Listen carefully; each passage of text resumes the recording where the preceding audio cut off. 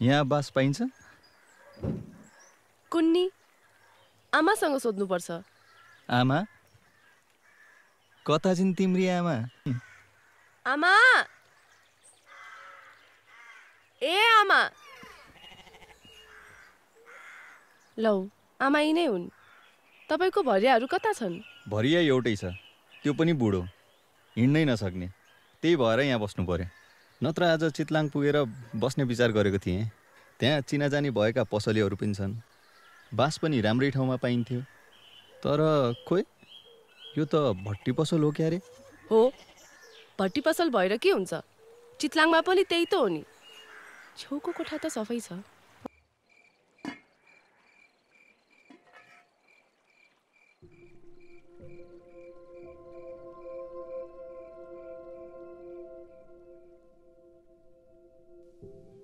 यो भट्टी पसल्नेकी छोरी। बाहिरी आवरण मैलो र दरिद्रताको विज्ञापन भए पनि यसको अनुहार नराम्रो छैन। गालामा पार्वत्य वायु र परिश्रमको सुन्दर उपहार, स्वाभाविक लाली र यौवनको सिँढीमा उक्लिरहेको यसको पैसा छ।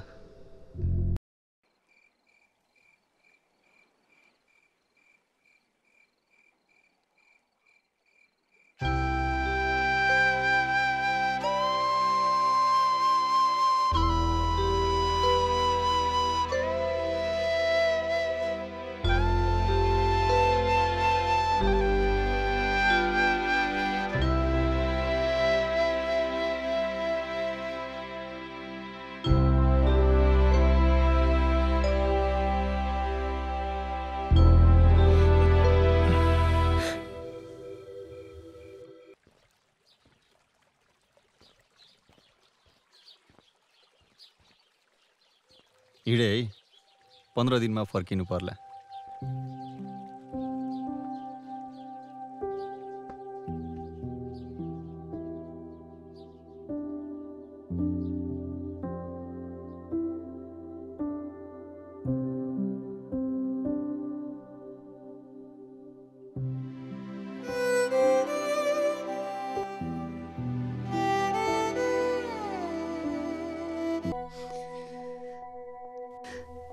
त्यो फेरि फर्क लागि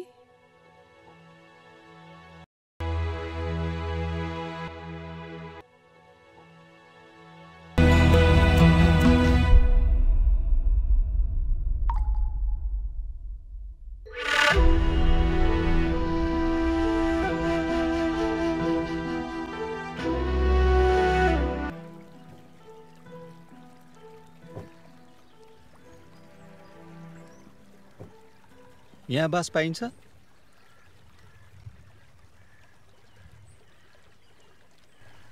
यहाँ बास पाइन्छ कि पाइँदैन? पाइन्छ। भरियाहरू कता छन्? आउन लागेका छन्।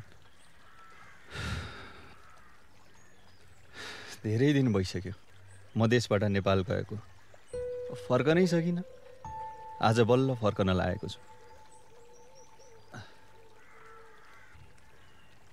देख्छु बाटो पहाड सबै नयाँ जस्ता भइसकेका रहेछन्। नेपाल जान लागेको बखतमा पनि यसै घरमा बास बसेको थिएँ। आज पनि त्यो घर भएदेखि यसैमा बसुला भन्ने विचार गरी घरबाट हिँडेको। बल्ल आइपुगे। खोइ त्यो बुढी सानी चाहिने तिमी नै हौ कि?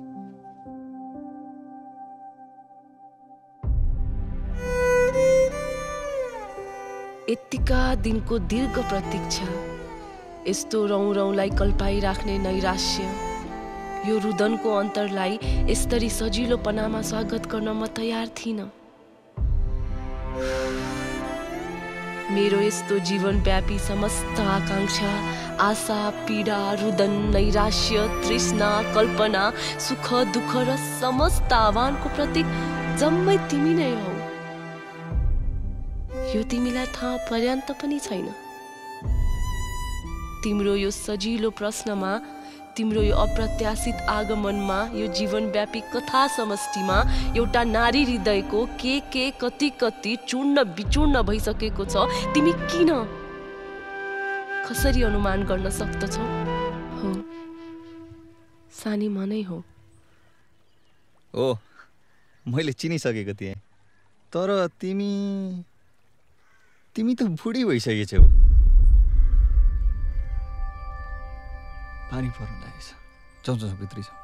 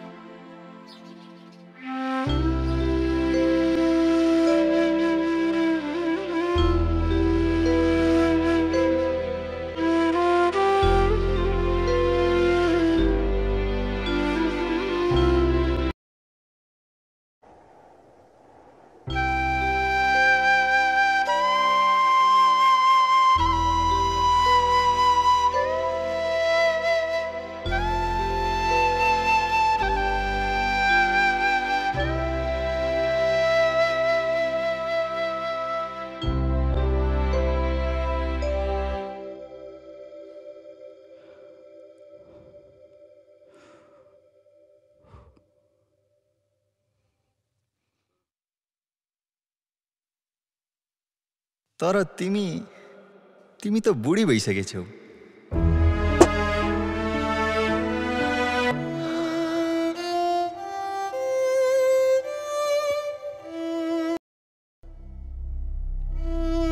त्यो फेरि फर्कला?